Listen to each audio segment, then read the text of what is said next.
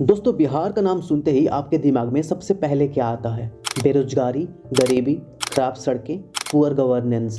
इन सब को मिलाकर देखें तो बिहार एक पिछड़ा राज्य को दर्शाता है। लेकिन आपको क्या लगता है कि बिहार शुरुआत से ही ऐसा रहा है? नहीं, बिहार का इतिहास वर्तमान से कहीं बेहतर रहा है। आपको जानकर हैरानी होगी कि दुनिया के सबसे प्रसिद्ध धर्मों में जैन धर्म और बौद्ध धर्म बिहार की ही देन है। नालंदा यूनिवर्सिटी, जो दुनिया के सबसे पुराने यूनिवर्सिटीज़ में से एक थी, वो भी बिहार में ही थी। दुनिया को राजनीति और कूटनीति का पाठ पढ़ाने वाले चाणक्य भी बिहार के रहने वाले थे। चंद्रगुप्त मौर्य से लेकर चक्रवर्ती सम्राट अशोक भी बिहार के जमीन से उपजे थे।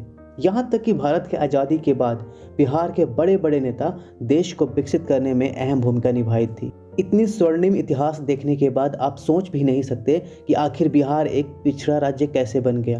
खैर, बीत गई सो बात गई। बिहार अब अपनी छवि को बनाने और एक डेवलप्ड स्टेट बनने की शुरुआत करती है। आइए जानते हैं कि बिहार अपने आप को कैसे डेवलप कर रहा है।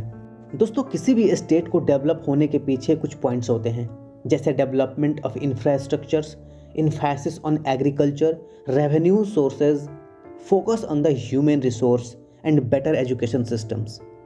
बिहार सरकार ने इंफ्रास्ट्रक्चर के क्षेत्र में कई सारे काम किए हैं। राज्य के अंदर सड़क और बिजली जैसे क्षेत्रों में काफ़ी डेवलप हुआ। हर जगह फ्लाईओवर्स बन रहे हैं। कई नेशनल हाईवे का निर्माण किया जा रहा है, जैसे वाराणसी कोलकाता एक्सप्रेसवे। ये एक्सप्रेसवे बिहार वासियों के लिए एक बहुत अहम है। इस एक्सप्रेसवे की मदद से बिहार के लोग उत्तर प्रदेश, झारखंड और वेस्ट बंगाल आसानी से जा सकते हैं, क्योंकि ये एक्सप्रेसवे 3 राज्यों को आपस में कनेक्ट करता है, जिसकी लंबाई 610 किलोमीटर है। साथ ही बिहार की राजधानी पटना में मेट्रो के कंस्ट्रक्शन का काम शुरू हो चुका है और साथ ही मुजफ्फरपुर, भागलपुर, दरभंगा और गया भी जल्द मेट्रो सिटी कहलाने वाला है, क्योंकि इन 4 शहरों में भी मेट्रो का काम जल्द शुरू होने वाला है। ये सारी चीज़ें बिहार के इंफ्रास्ट्रक्चर को स्ट्रांगली बूस्ट करेगी। अगर हम बात करें बिहार के एग्रीकल्चर सेक्टर की, तो बिहार के इकोनॉमी में 24% का योगदान देता है, क्योंकि बिहार में 80% से ज़्यादा ग्रामीण परिवार कृषि पर निर्भर हैं। अगर हम बात करें बिहार में इंडस्ट्रीज़ की, तो Bihar government small and large scale में इंडस्ट्रीज़ को लाने की कोशिश कर रही है, क्योंकि लास्ट ईयर बिजनेस कॉन्टैक्ट 2023 का आयोजन किया गया था, जिसमें 300 कंपनियों ने MOU साइन किया था। इसमें 15 इंडस्ट्रीज़ ने करीब 50,000 करोड़ रुपए का इन्वेस्टमेंट का प्लान किया है। इंफ्रास्ट्रक्चर्स एंड लॉजिस्टिक्स की बात करें तो अडानी ग्रुप ने 8700 करोड़ का इन्वेस्टमेंट करने का प्लान किया है। सीमेंट इंडस्ट्रीज़ में ये इन्वेस्टमेंट बिहार के लिए काफ़ी इम्पॉर्टेंट होने वाली है, जिसकी वजह से बिहार के लोगों को करीब 2000 जॉब्स मिलने की संभावना है। वहीं अगर हम बात करें पावर एंड एनर्जी सेक्टर की, इसमें सबसे पहला है भारत पेट्रोलियम कॉरपोरेशन लिमिटेड। इस कंपनी ने 7000 करोड़ का इन्वेस्टमेंट करने का प्लान किया है।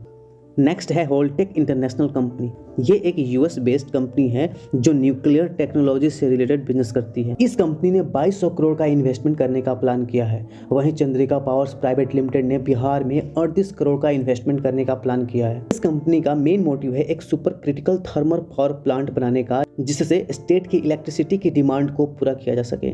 दोस्तों, बिहार के इकोनॉमी को बूस्ट करने में टूरिज्म सेक्टर का भी बहुत बड़ा योगदान है, क्योंकि बिहार सरकार टूरिज्म पर भी बहुत ध्यान दे रही है। और इसके साथ ही बिहार में जहां सबसे बड़ा क्रिकेट दर्शक वर्ग है, उसी बिहार के राजगीर में इंटरनेशनल क्रिकेट स्टेडियम बन रहा है। और सिर्फ क्रिकेट ही नहीं, बल्कि आउटडोर और इंडोर स्पोर्ट्स, हर प्रकार के खेल को यहाँ पे ऑर्गेनाइज कर पाना बिहार के लिए बहुत ही ईजी हो चुका है।